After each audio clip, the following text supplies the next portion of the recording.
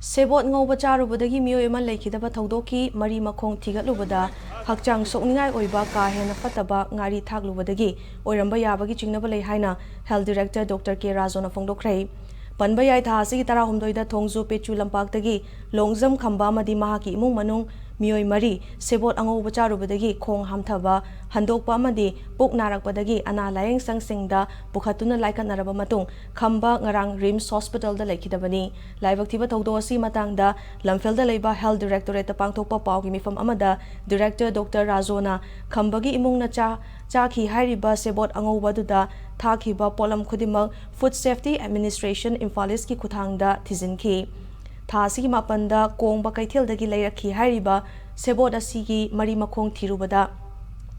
sebot asibu leiminakhi ba topa imung singi maikadigi ana ayek yawbagi wakat leitabata natana sebot adu yengbada patpa punba thengnadi haikhi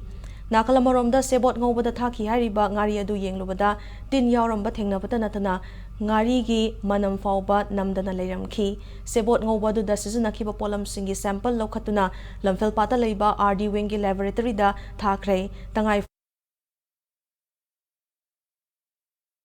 botulium hai ade sisi kana clostridium botulium hai mai kase masi koi chingnai ba masigi timing siga ada mana toriba sign symptom siga ngasagi lerimeba magi chabada yauriba ngobda yauriba ngasai ngari se masida yaurang gadraina yakoina khalle